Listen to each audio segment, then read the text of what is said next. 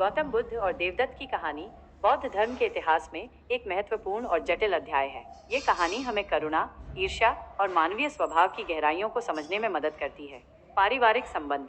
देवदत्त और गौतम बुद्ध दोनों शाक्य वंश के राजकुमार थे और चचेरे भाई थे। दोनों का बचपन एक साथ बीता और वे एक ही परिवेश में पले बढ़े। प्रतिद्वंद्विता और ईर्ष्या। जैसे जैसे गौतम बुद्ध की प्रसिद्धि और प्रभाव बढ़ता गया, देवदत्त के मन में ईर्ष्या और द्वेष की भावनाएं उत्पन्न होने लगीं। देवदत्त बुद्ध के संघ में शामिल हो गया, लेकिन उसका उद्देश्य बुद्ध की शिक्षाओं का पालन करना नहीं, बल्कि उनकी प्रतिष्ठा को हानि पहुंचाना था। देवदत्त ने कई बार बुद्ध को मारने की कोशिश की।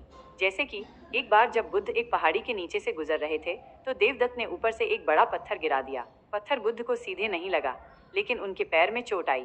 एक अन्य प्रयास में देवदत्त ने एक पागल हाथी को बुद्ध की ओर भेजा, लेकिन बुद्ध की करुणा और शांति ने हाथी को शांत कर दिया। देवदत्त ने बौद्ध संघ में फूट डालने की भी कोशिश की। उसने कुछ भिक्षुओं को अपनी ओर मिलाकर एक अलग समूह बनाने का प्रयास किया। देवदत्त ने राजा अजातशत्रु को भी बुद्ध के विरुद्ध उकसाया। नैतिक सबक।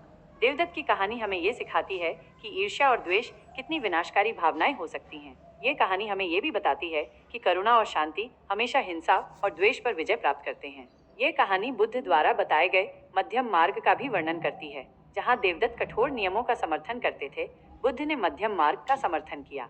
कहानी का महत्व। देवदत्त की कहानी बौद्ध धर्म के अनुयायियों के लिए एक चेतावनी है।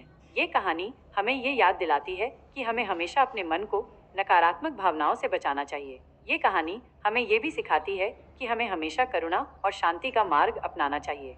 संक्षेप में, गौतम बुद्ध और देवदत्त की कहानी हमें मानवीय स्वभाव की जटिलताओं और बौद्ध धर्म के महत्वपूर्ण सिद्धांतों को समझने में मदद करती है।